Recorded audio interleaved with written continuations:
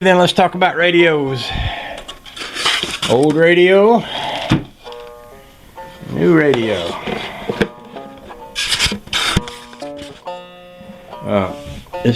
This here is actually a little bracket box. You can mount that box and reach in here and flip this little gizmo right here with a screwdriver. Slide your radio in and out without having to remove this once it's mounted.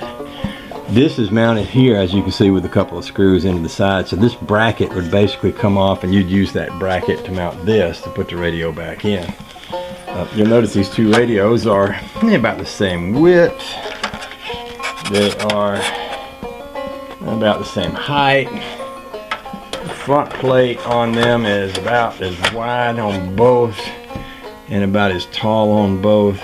So I don't really see any reason. Actually, this one, when it goes in the dash, there's a little bit of a thing that comes along the sides, but this little part right here pops off, so that if I want to take that off, I can, and put that in there, and then if I want to slide it back on, if I'm able to, I can do that too. I won't pop it off now, but you just have to take my word for it. So these are completely exchangeable, and this is the way car radios used to be. Nowadays, like my wife's got a Toyota, and her radio, Lord have mercy, I would hate to have to change it. But you notice there's all these wires and things. Well, this is the wire that goes to the new radio, and I could attempt to, and probably succeed at matching up the color code and moving all these wires and cutting all these connections off and reconnecting everything to the new wires like that. Or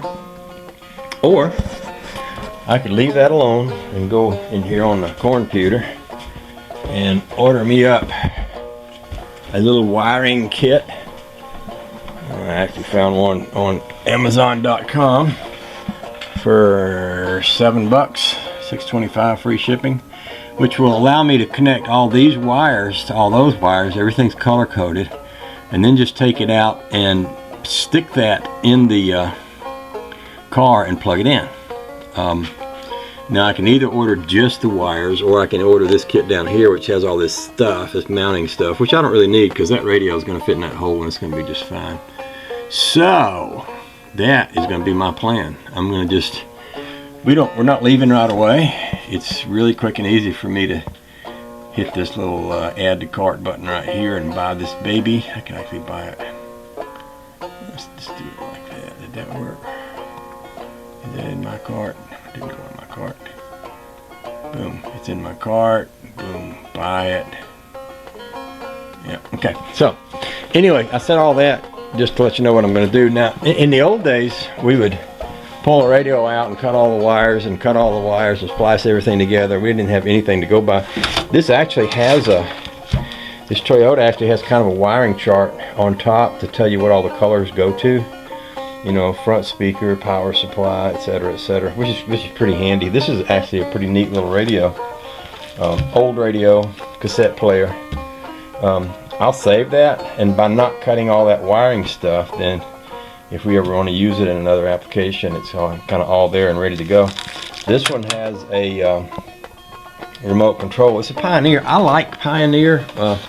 When I was a kid, I say a kid, when I was in my 20s, I went to a radio shop. I bought a 100-watt Pioneer radio and a set of 100-watt Pioneer speakers, and I had them in a 68 Volkswagen, and man, that thing would rock my world. It would just about blow me out of the vehicle, and I loved it. I just loved it. So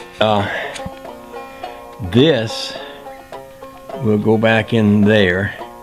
I believe this was supposed to have a little gizmo that would allow you to plug in a computer thing, but I don't see it here anywhere. It may be in the box here, because I see something here for a plug of some sort, so I don't know. But anyway, so I'll leave this out, and when the new one comes, I'll wire that in, go out and plug it in. So with that said, I'm not going to work on that radio anymore today. I'm going to call that good, but I might go mess around with a cigarette lighter and see what it's doing.